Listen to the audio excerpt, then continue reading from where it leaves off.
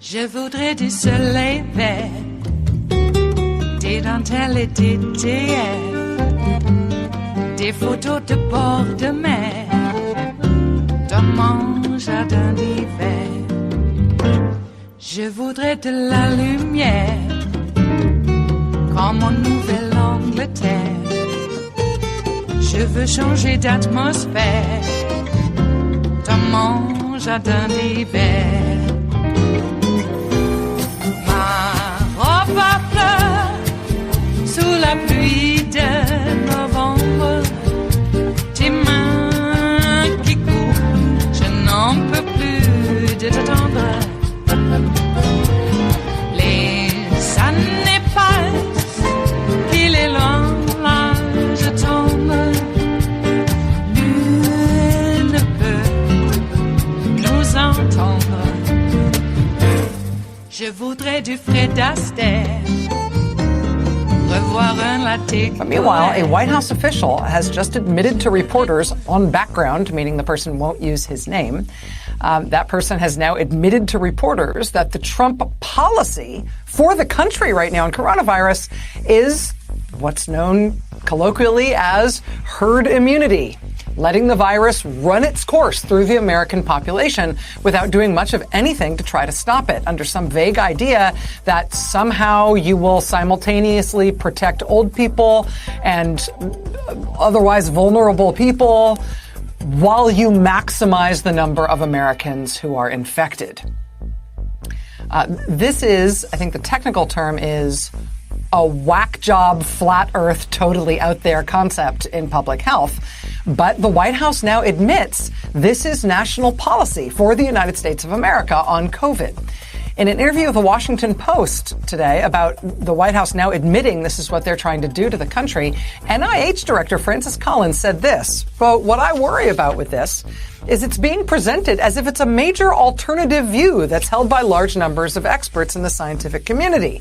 That is not true. This is a fringe component of epidemiology. This is not mainstream science. It is dangerous. It fits into the political views of certain parts of our confused political establishment."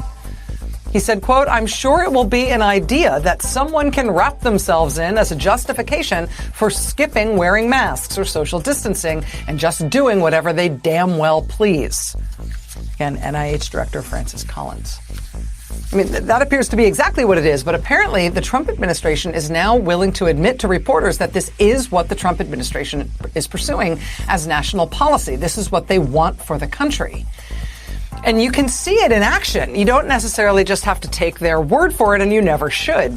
They're not only admitting it, they are also showing you what they mean. They're demonstrating this principle at the president's events, at his no masks, everybody packed together events like the one he did last night in Sanford, Florida. He has been holding another one of these very similar events. Look at this. Tonight in Pennsylvania.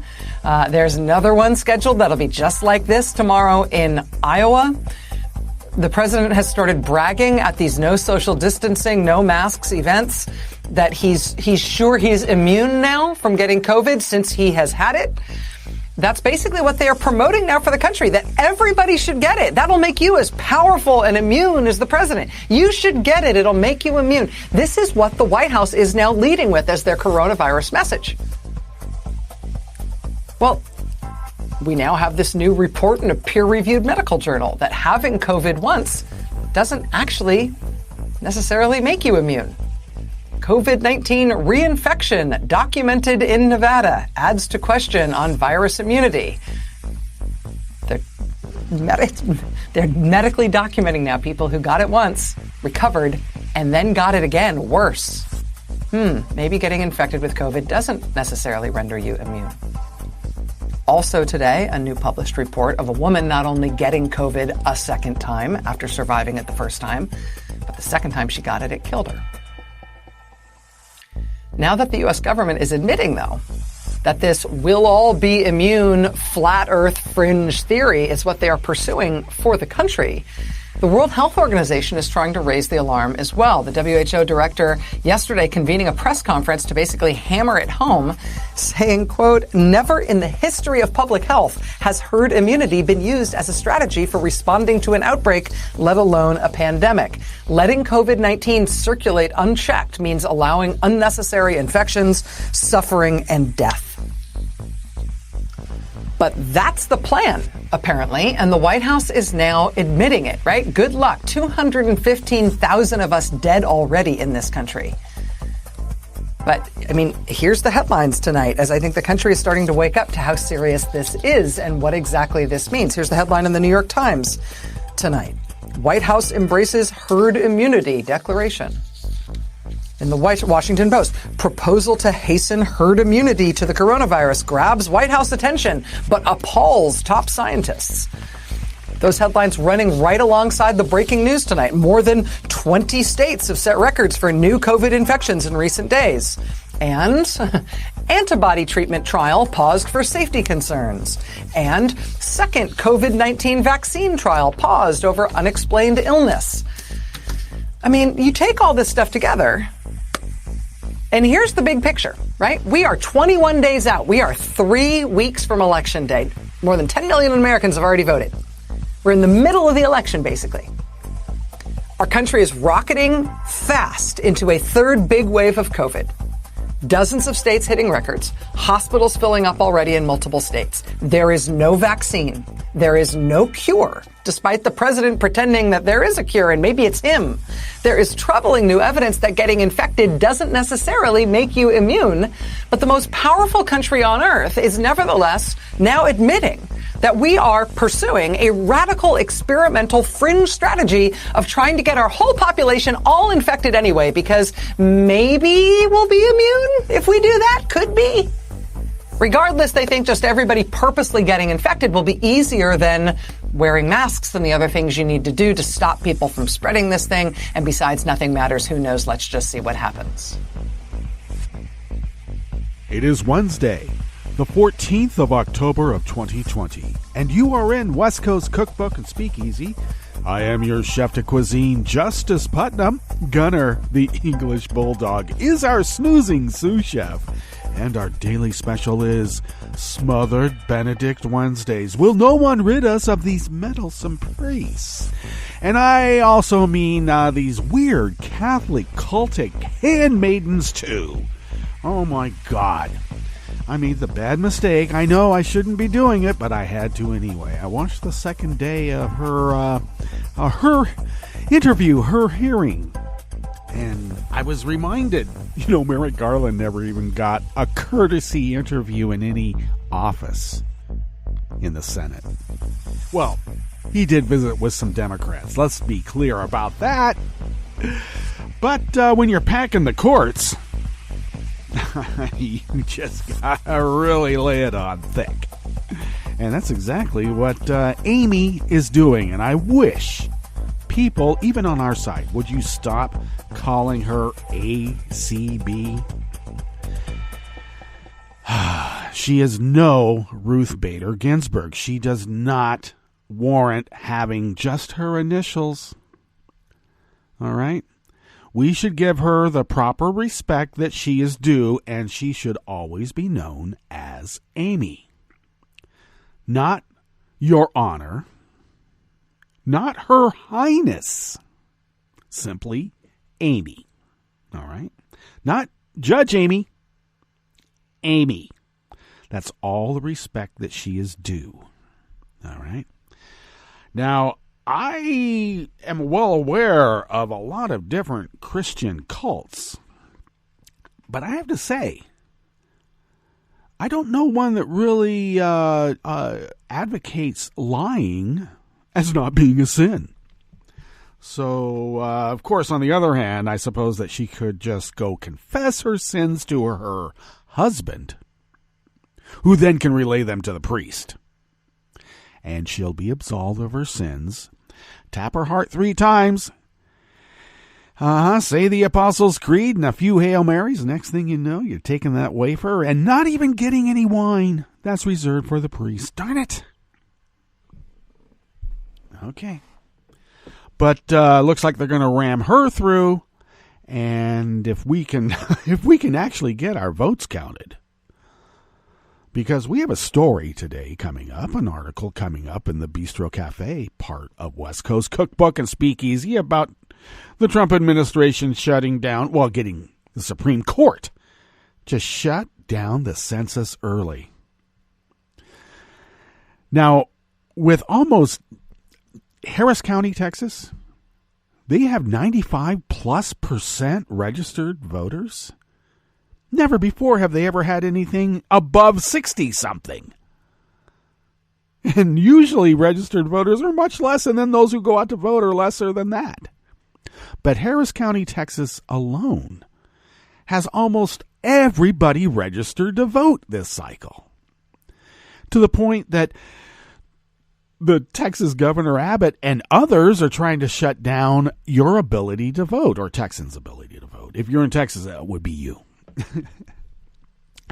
All pissed off that there's drive-up voting. Oh, they can just drive up and vote? They can just drive up and drop off their ballot? We have to give them only one drop-off box and for the whole county of over 4 million.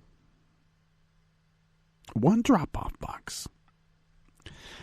So with the Trump administration shutting down the census early, with all this early voting, I bet they're going to shut down the vote count before Election Day.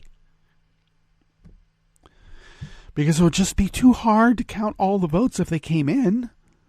We can't count every vote. That would be too hard. We have a mandate to have them counted by Election Day. And if that happens, he may still lose. I hope. I really do. Because it's not certain. All right. Let's remember. Twitter suspended Brad Friedman for reporting factually about a court filing on the hackable touchscreen voting machines in Georgia. They suspended him for what they called influencing the election. You know, facts can influence an election, and apparently that's verboten now. Though Jack did come out and say that they stopped a bunch of Russian accounts posing as black supporters of Trump. Okay.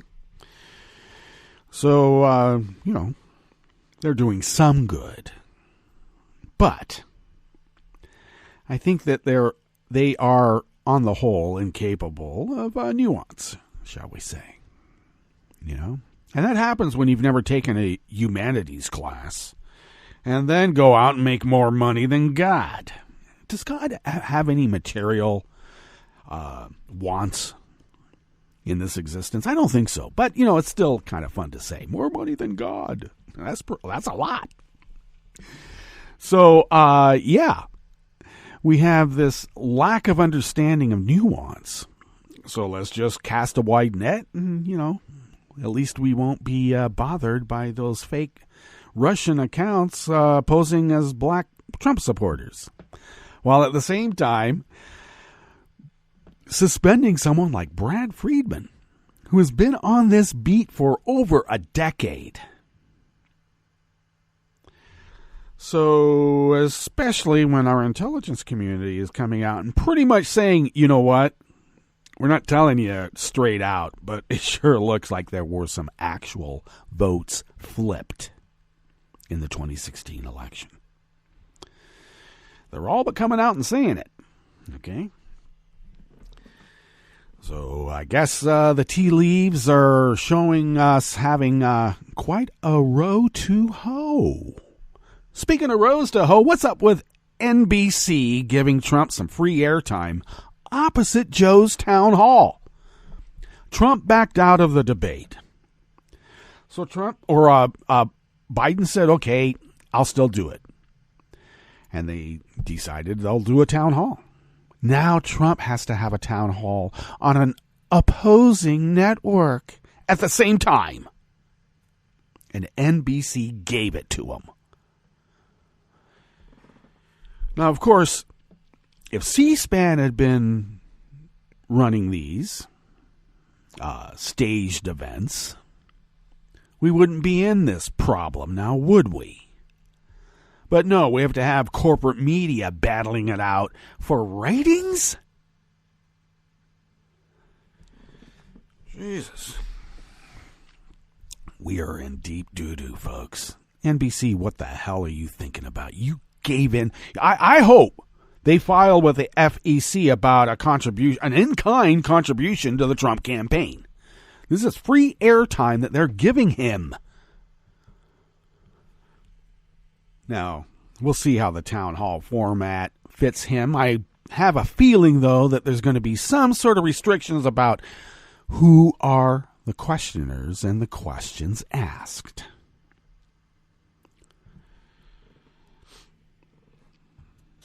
Where Joe actually flourishes in the town hall format because Joe's a nice guy. Of course, before we get into what's coming up here in West Coast Cookbook and Speakeasy, I'm going to leave with just one more little rant. I don't know why, when we're days away from the election and people are voting at this very moment, that people on our side find it important to turn their fire on ourselves. And I'm talking about Nancy being dragged for insulting Wolf Blitzer and CNN. There's so many people, not so many, but there's a few out there, and I know who you really wanted to be running for president, and it's not Joe.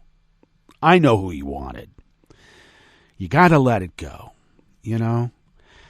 When I volunteered for Shirley Chisholm's campaign way back when I was in high school, we didn't harbor some sort of resentment when she decided to pull herself out of the running. We didn't whine. We got to work to make sure that we could get a Democrat elected. Unfortunately, it didn't happen, but hey, there was nobody in the Shirley Chisholm campaign that said, oh, we're just going to whine about Democratic leadership every step of the way so we can undermine it every step of the way. And yet I heard nobody talking about Nixon. I heard nobody. Well, what? Let me rephrase that. We had Nixon as someone to look forward to. So I don't know why Nancy is being dragged for basically calling CNN and the media in general being a bunch of toadies for Trump. That's not an opinion, that's a fact. And the fact is in the pudding. So I have this question posed to me. How do you think she looked? I think she looked like a fighter, and we want more of it. And now I have to hear about all this purity BS about income inequality, and it's Nancy's fault, and oh my God. Not once talking about Moscow Mitch McConnell. Not once bringing up this treasonous, mobbed-up Russian money launderer. Oh, running the country right now. No complaints. And you know what the retort to that is? Oh, well, we already know that the Republicans are they? You know, there's nothing to criticize. I mean, they're already, a laughingstock of itself. We just should ignore them. Well, you know what? That's what the liberals said about the Nazis, and you know how that worked out. The liberals in Nazi Germany turned their fire on their own people, too, because they weren't pure enough. And since the Nazis were just really a bunch of clowns and buffoons, don't need to pay any attention to them. History may not repeat completely, but it resonates. And it's resonating quite loudly now. The reverberations are pretty paralyzing to some. And to others, we're going to stand up, turn that volume down, and raise our own voices in dissent and put our bodies on the line and stop this. We have to stop what is going on with this. I don't know what to call the GOP anymore. I don't. But we have to stop them. And we got to stop them by going to the ballots. Okay, the ballots. What's on the rest of the menu here in the Bistro Cafe of West Coast Cookbook and Speakeasy? Well, of course, at the top, Rachel broke down the Washington Post story about the White House has admitted to embracing that whack, flat earth, fringe herd immunity gambit. I have been fighting this damn herd immunity BS since the virus first started getting in people's consciousness. And the right-wingers, because Trump said, it's fake.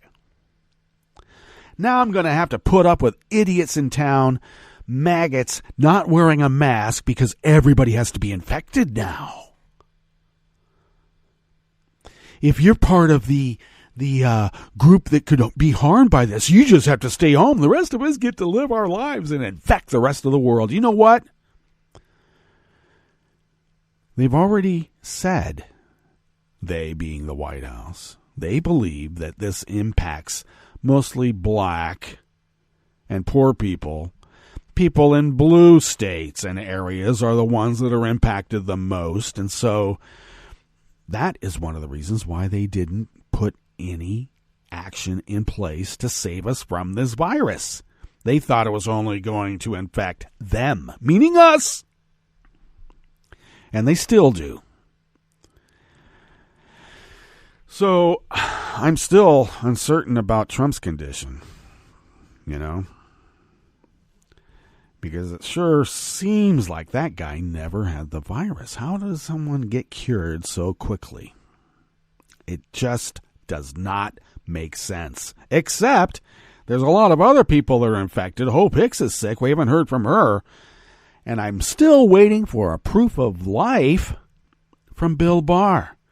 This has been going on 12 days now since he went into quarantine. We haven't heard one word. We've heard a spokesman or spokesperson. Where in the world is Bill Barr? Staying out of the sunlight? That could be one answer to that question, indeed. On the rest of the menu, the Supreme Court allowed Trump to stop the census early. Because, hey, that's what they're there for. The Department of Justice accused the author of the Melania tell-all book of breaking her non-disclosure agreement with the Trumps. Apparently, NDAs are enforceable by the Department of Justice. And here's some good news. Texas lost its bid before the Fifth Circuit Court of Appeals to reinstate a law that would have banned the most common abortion procedure. Well, we'll see what the Supreme Court says. Especially with a handmaid in line to take Ruth Bader Ginsburg's seat. After the break, we move to the chef's table, where Russia issued an unprecedented threat to freeze its contacts with the EU over sanctions because of the Navalny poisoning. And the leader of Slovakia's far-right party was sentenced to over 4 years in prison for the illegal use of neo-Nazi symbols. Wow. Wouldn't it be nice if we could do that here? Indeed. All that and more on West Coast Cookbook and Speakeasy. Bon appetit.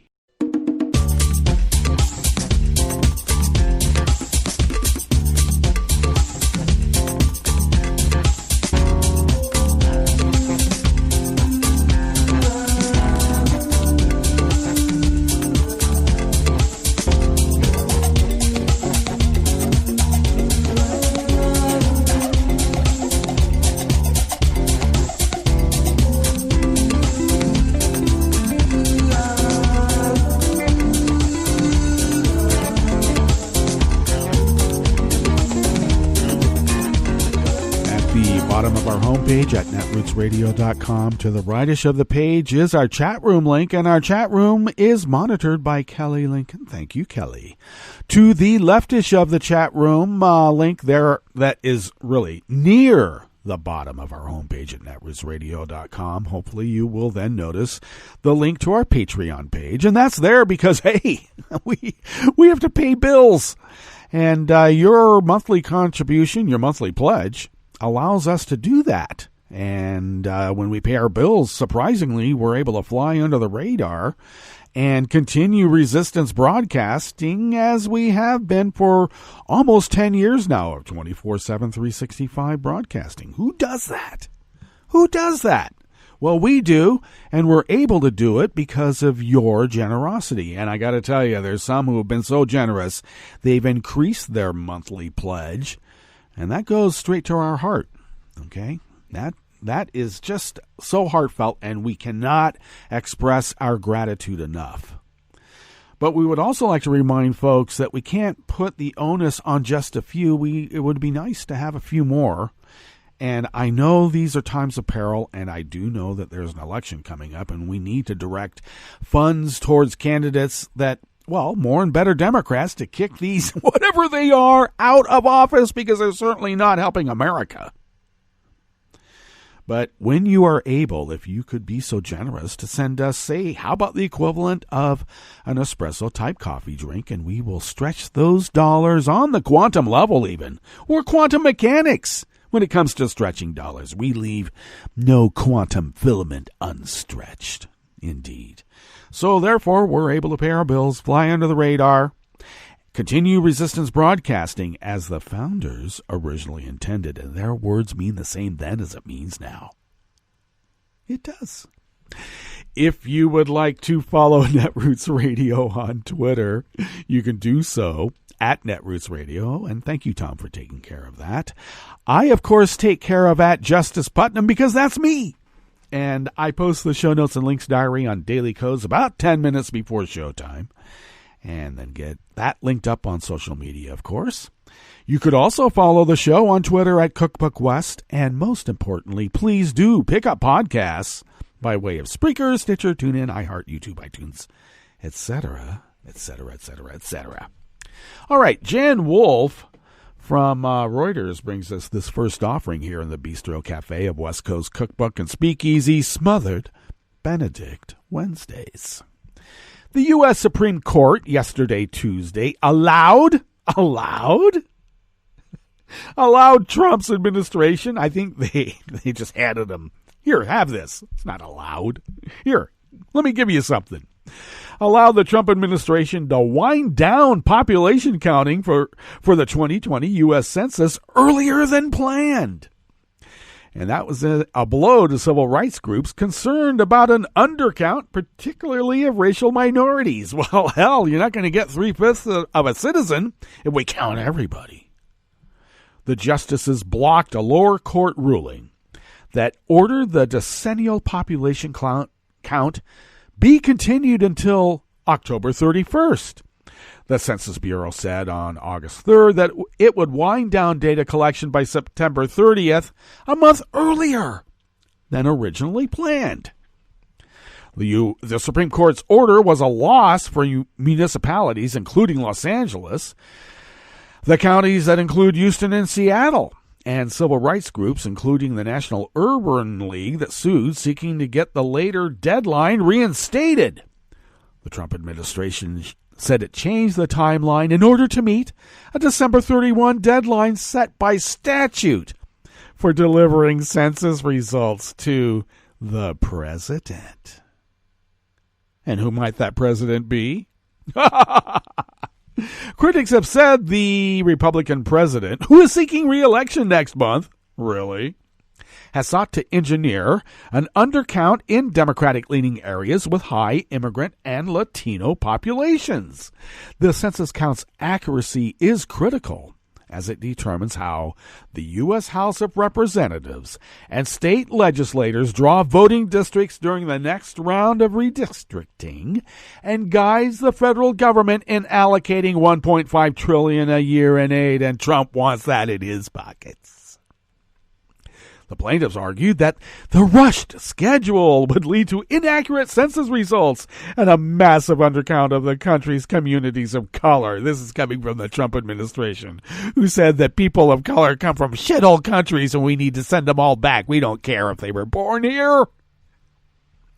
They said in an October 10 filing that a ruling for the Trump administration would allow it to stop the 2020 census count, shut down field operations, fire hundreds of thousands of employees and start processing data the very next day. Well, if you're going to fix the count, you got to get on the job quick.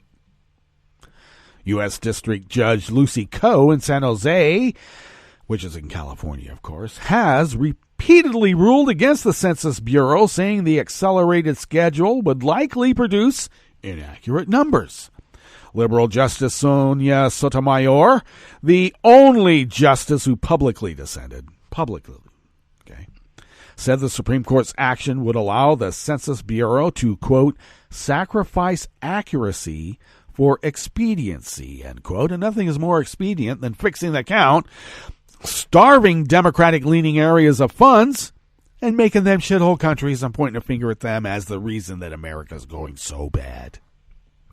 The Justice Department, arguing for the Census Bureau, said complaints about the timeline should be raised with Congress, which can extend the statutory deadline. Yeah, but, we got Moscow Mitch McConnell running the graveyard where democracy goes to die.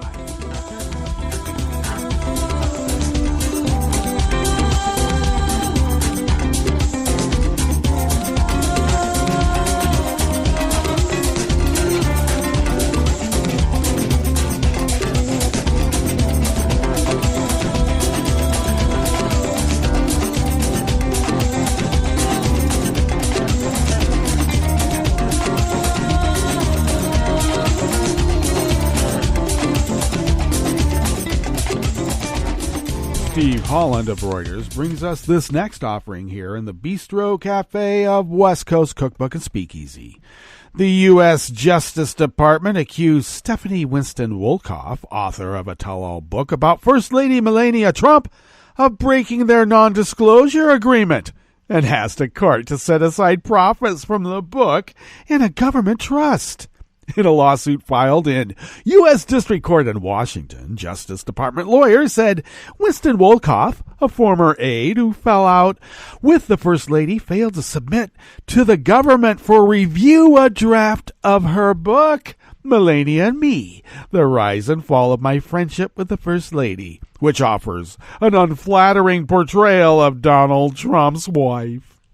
Winston Wolkoff, in a statement issued late yesterday, Tuesday, said she had fulfilled all the terms of her agreement with Melania Trump, and the confidentiality provisions ended when the White House terminated the agreement. The President and First Lady's use of the U.S. Department of Justice to silence me is a violation of my First Amendment rights and a blatant abuse of the government to pursue their own personal interests and goals, she said. She said she had exercised her right of free expression with the publication of her book and said, quote, I will not be deterred by these bullying tactics, end quote. The complaint said the Justice Department has jurisdiction in the case because of the First Lady's traditional public role, dating back to Martha Washington, wife of the first U.S. President George Washington, as if you didn't know. Except, you know what? She wasn't elected. Really? The government asked that any profits Winston Wolkoff might realize from the book and subsequent movie deal or documentaries be set aside into a constructive trust, with the monies ultimately going to the Treasury Department that Trump is known to raid and put in his own pocket. Published 6 weeks ago, the book was for a time on the New York Times bestseller list. It sells for $16.80 on Amazon.com. That's a nice little push there, huh? The U.S. seeks to hold Ms. Wolkoff to her contractual and fiduciary obligations and to ensure that she is not unjustly enriched by her breach of the duties she freely assumed when she served as an advisor to the First Lady, said a copy of the complaint seen by Reuters. Oh, really? The United States is going to enforce a private NDA? Get out of here. It says, Winston Wolkoff and Mrs. Trump in August of 2017, sealed a gratuitous services agreement related to non-public privileged or confidential information that she might obtain during her service under the agreement. This was a contract with the United States and therefore enforceable by the United States, said Justice Department spokeswoman Carrie Cookbook. The government action was similar to Justice Department attempts to stop publication of a book published in June by former National Security Advisor John Bolton. Winston Wolkoff's tenure at the White House ended in early 2018 after it was disclosed that her company had received $26 million to help plan Trump's inauguration in January of 2017, and they were just leaving her out to dry while they pocketed all the money.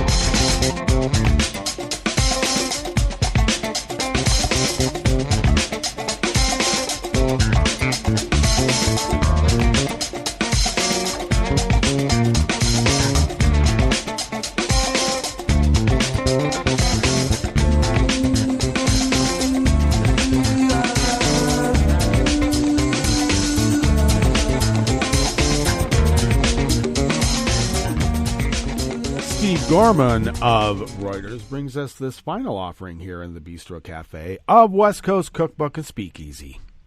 The state of Texas on Tuesday yesterday lost its bid before the U.S. Appeals Court to reinstate a law that would have effectively banned the most common abortion procedure used by doctors for terminating second trimester pregnancies.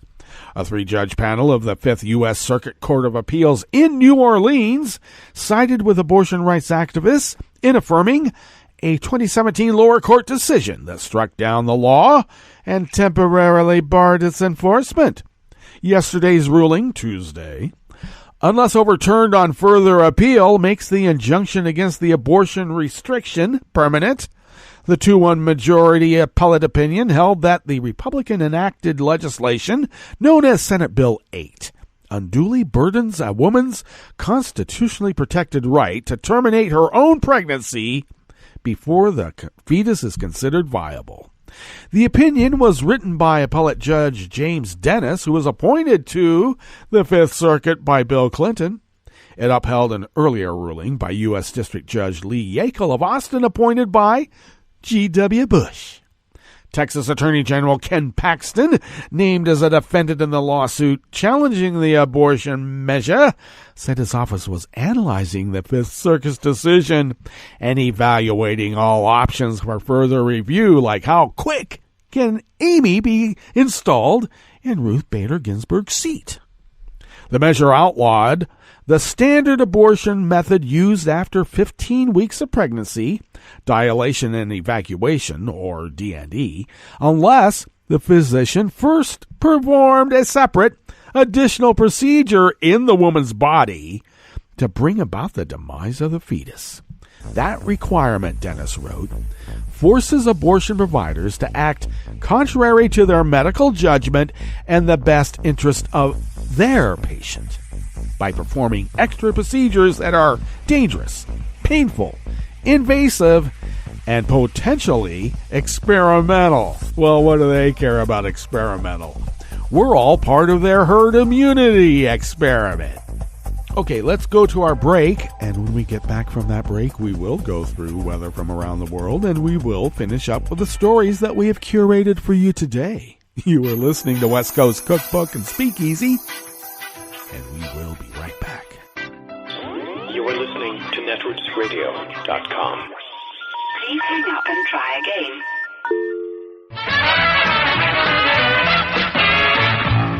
From a point at sea to the circles of your mind, a new force is at work for planetary transformation.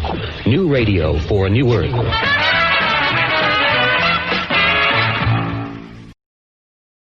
This is Take It to Movie Review. I'm Clinton Johnston. This week, context. All In, The Fight for Democracy is a new and timely documentary featuring Stacey Abrams, fresh from her 2018 run for governor of Georgia against the eventual winner, Brian Kemp. A race much watched, as Abrams was the first African-American woman to run for governor under the aegis of a major party. I found out about All In from an article in which the author claimed that the film was weakened by its tangents into American voting history. And it's for moments such as this one that African Americans have coined a useful phrase: you have got to be out of your goddamn mind. Directors Lisa Cortez and Liz Garbus have not made a film about Stacey Abrams. They have used Abrams' failed run as a core narrative in a film about American voter suppression. It's a tight, effective illustration of what we all should have learned in school, that the history of America is, from its inception, a history of power seekers keeping a whole bunch of people from voting. And if you don't look at Jim Crow and poll taxes and literacy tests and anti-voter terrorism, then you don't get why so much of the classic civil rights struggles were about registration and access to polls. And you need all that to get the Voting Rights Act of 1965, which you need in order to understand the tragedy of the Supreme Court gutting it in 2013 by its decision in Shelby County versus Holder, a gutting that directly allowed for Brian Kemp, Georgia's Secretary of State, a man who remained in charge of administering the very election that he was running in, to engage in a slew of voter suppression tactics that silenced hundreds of thousands of Georgia voters. The strength of All In, The Fight for Democracy, is how it gives us the context we need to understand that Georgia's gubernatorial tragedy is part of our larger story, that of a democracy that suffers its most severe attacks from within. This has been Take Two Movie Review. I'm Clinton Johnston. Catch up with us at TakeTwoMovieReview.com and feed us back on our channel on YouTube.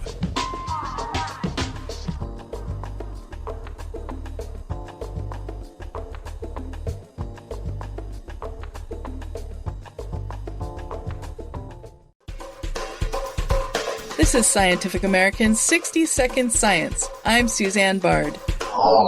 All domestic dogs belong to a single species that descended from wolves. Despite vast differences in size, appearance, behavior, and temperament among breeds.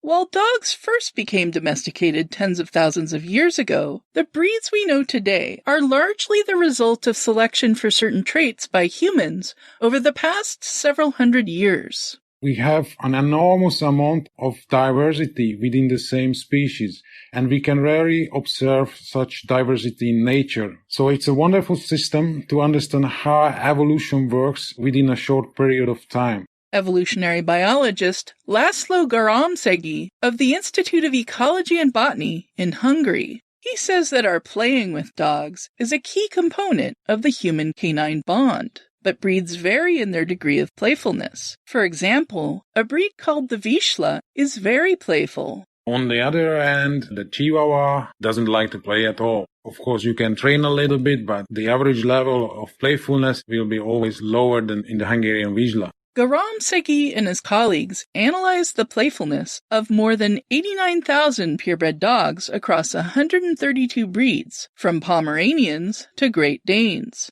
The dogs were all given a test measuring their degree of enthusiasm for a game of tug-of-war with people. We were interested in whether breeds could be distinguished by their average level of playfulness, and what are the evolutionary forces that makes different breeds behave differently. The researchers found that after controlling for the degree of genetic relatedness between breeds, dogs bred for herding and sporting were more playful on average than dogs that had been selected for other purposes, like the non-sporting and toy breeds. For some functions like hunting or herding, you need trainable dogs and a very strong owner-dog relationship. So if you have a playful dog, it's easy to train. One way to train a dog is to play with the dog. By tracing playfulness back genetically through canine evolution, the researchers showed that the ancestors of today's dogs already possessed an intermediate level of playfulness. So this was one of the traits that was also important during the process of domestication.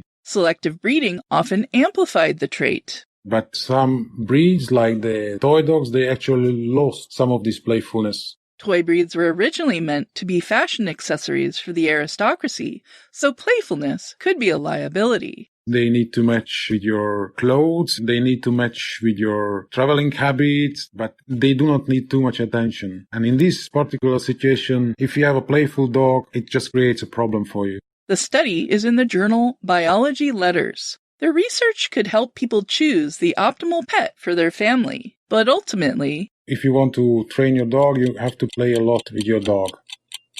Thanks for listening. For Scientific American's 60-Second Science, I'm Suzanne Bard.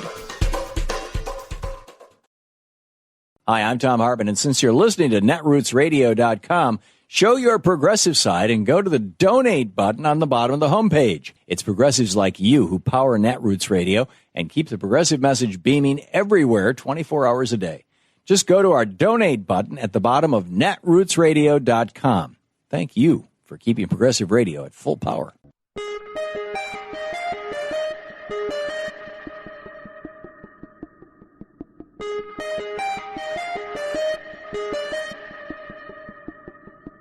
The plot to kidnap Michigan Governor Gretchen Whitmer has raised the question, are private militias legal or constitutionally protected?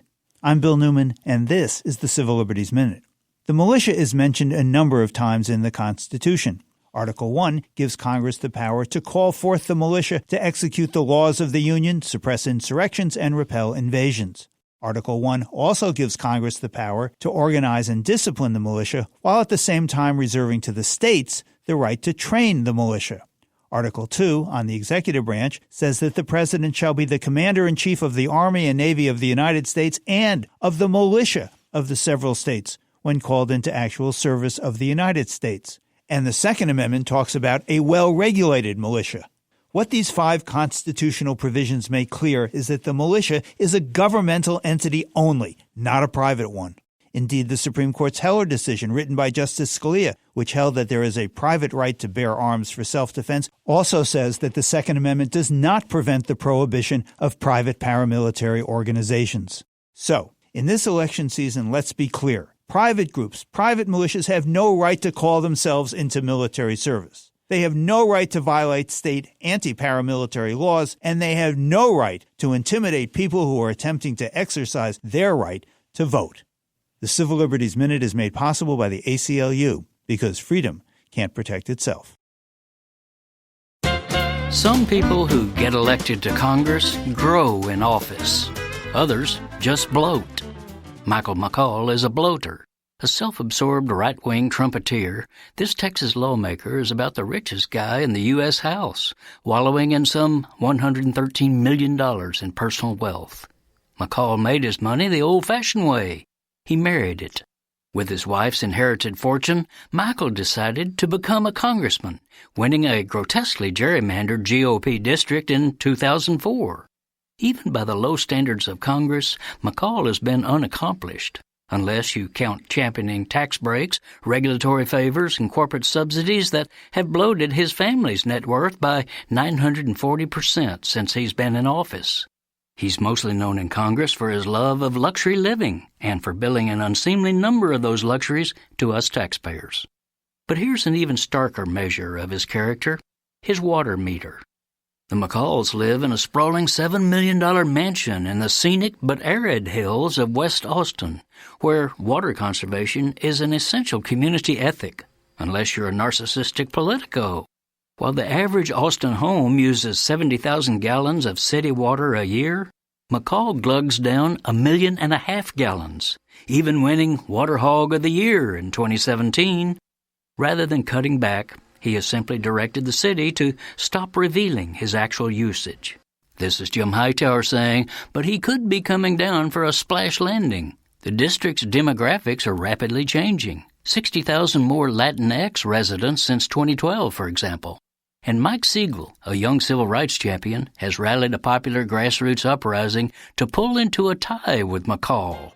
For workaday folks long disdained by the aloof incumbent, the sweet scent of comeuppance is in the fall air. If you'd like more of Jim Hightower's real populism, check out the Hightower Lowdown. Jim's monthly newsletter gives you the real lowdown on which corporations, by name, are doing what to the middle class, our environment, and our democracy.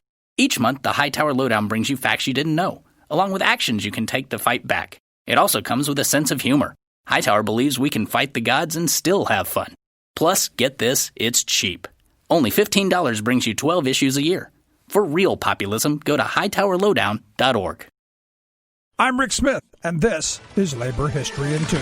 On this day in labor history, the year was 1979. That was the day that the National March on Washington for Lesbian and Gay Rights took place in Washington, D.C. Estimates of marchers ranged from as few as 75,000 to as many as 200,000. The year of the march was significant. It marked the 10th anniversary of the police raid at the Stonewall Inn, a gay bar in New York's Greenwich Village. When police raided Stonewall, it sparked a series of protests that helped launch the modern LGBT rights movement. 10 years later, gay and lesbian Americans still faced significant employment and legal discrimination. Many also faced violence. The published program for the event included a tribute to Harvey Milk, the openly gay member of the San Francisco Board of Supervisors who had been assassinated a year earlier. Lyrics to the song Harvey Milk's Body was written to the tune of John Brown's Body. The program also included an article urging march participants to lobby Capitol Hill for justice. A sample letter to Congress was printed as a template. It noted that many lesbian and gay men faced unjust discrimination in employment and called for change. The march organizers issued 5 demands. The second demand was that President Carter issue an order banning discrimination based on sexual orientation in the federal government, the military, and federally contracted private employment. The program included a list of organizations that supported the march. Not many labor unions endorsed, with a few notable exceptions, such as the Actors Equity Association, 3 AFSCME locals, and 1 American Federation of Teachers local. More demonstrations in Washington, D.C. followed. A march held in 1993 drew crowds estimated at 1 million, a powerful gathering for the movement to end LGBT discrimination.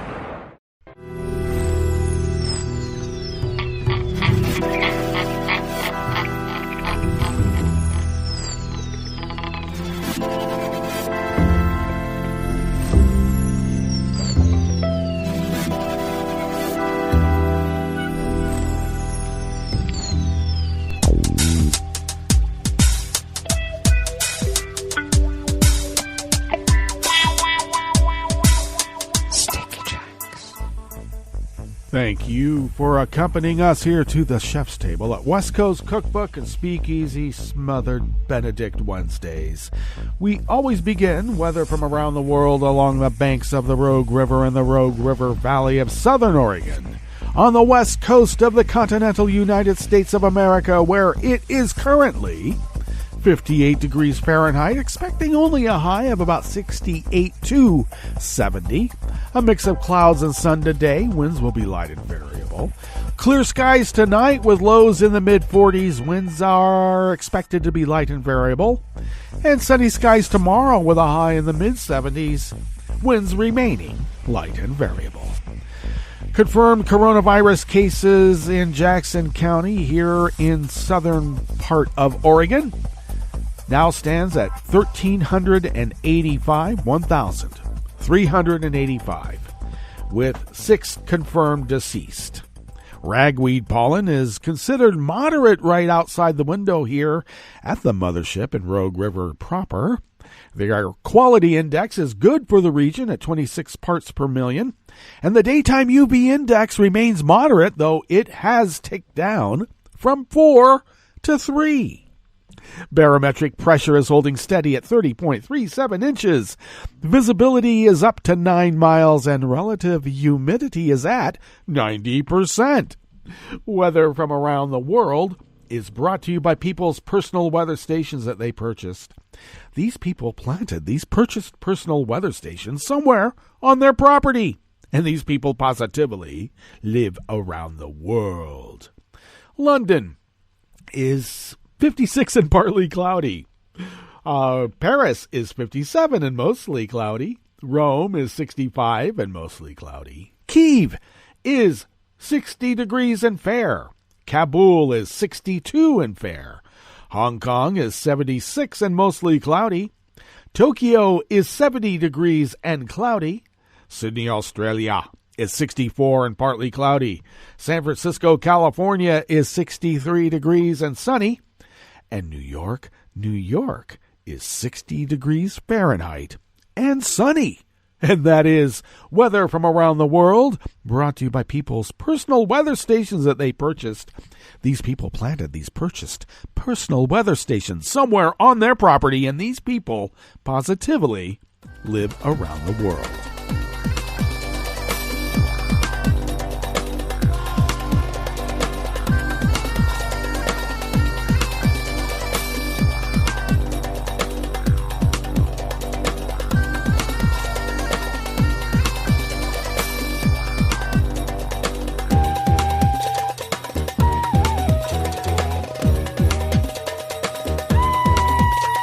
Vladimir Ishachenkov of the Associated Press brings us this first amuse-bouche here at the chef's table at West Coast Cookbook and Speakeasy. Russia's foreign minister warned that Moscow could freeze its contacts with the European Union in response to its sanctions over the poisoning of Russian opposition leader Alexei Navalny, an unprecedented threat that reflects a bitter Russia-EU strain.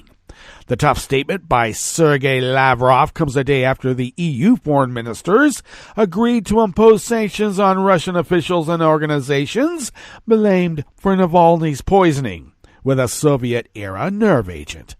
We probably simply have to temporarily stop talking to those people in the West who are responsible for foreign policy and don't understand the need for mutually respectful dialogue, Lavrov said at a foreign policy conference attended by experts in Moscow.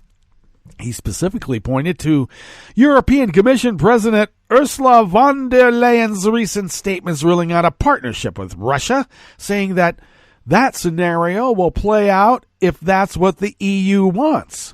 Russia wants to understand whether it's possible to do any business with the EU in the current conditions, Lavrov added. Well, I suppose if you're trying to break up NATO, it might be kind of tough to deal with the EU now, wouldn't it?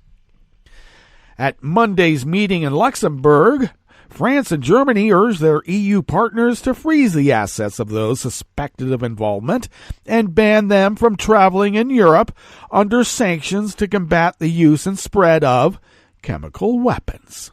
Navalny, an anti-corruption investigator and the most visible opponent of Putin, fell ill on August 20th during a domestic flight in Russia. He was flown to Germany for treatment 2 days later and is still recovering there. Last week, tests conducted at labs designated by the Organization for the Prohibition of Chemical Weapons confirmed that the poison used on Navalny was a Novichok nerve agent. Navalny asserted that his poisoning only could have been ordered by spy masters who wouldn't have made such decisions without Putin's involvement. The Kremlin has rejected Navalny's accusations as absolutely groundless and unacceptable because they got caught once again.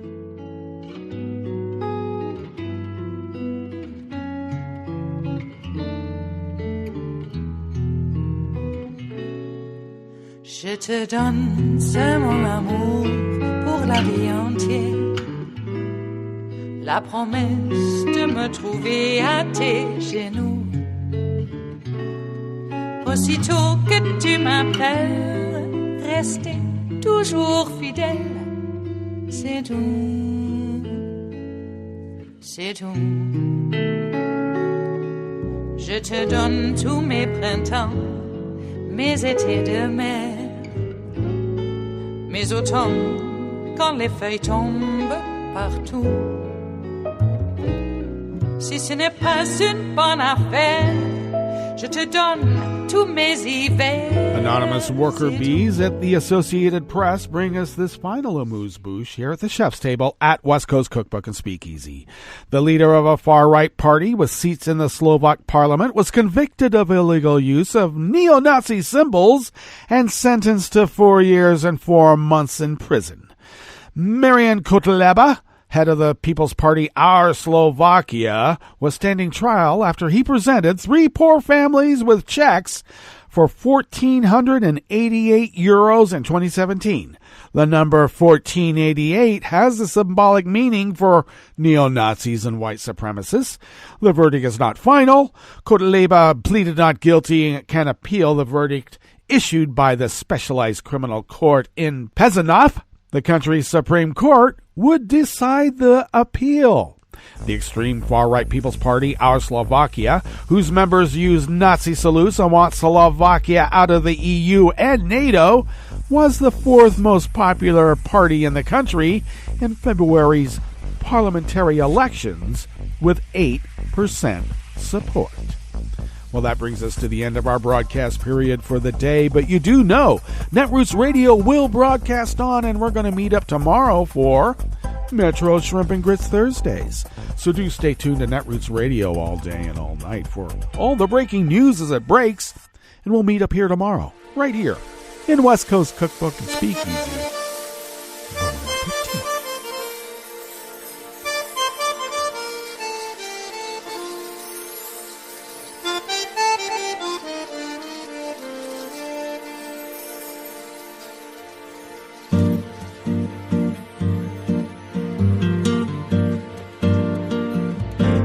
Je voudrais du soleil vert, des dentelles et des théères, des photos de bord de mer, dans mon jardin d'hiver.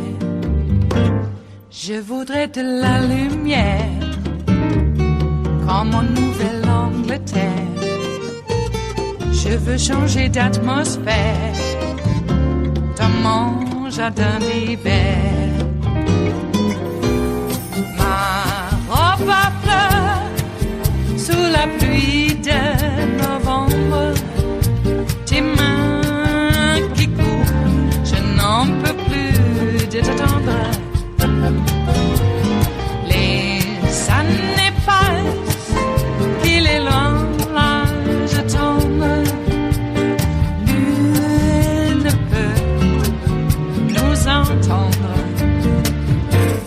Je voudrais du Fred Astaire, revoir un latte Goël. Je voudrais toujours te plaire dans mon jardin d'hiver.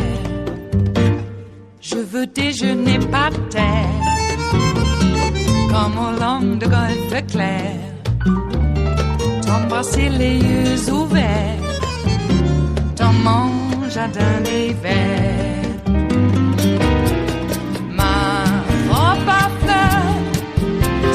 Pluie de novembre, tes mains qui courent, je n'en peux plus de t'attendre. Les années passent, il est loin, là je tombe.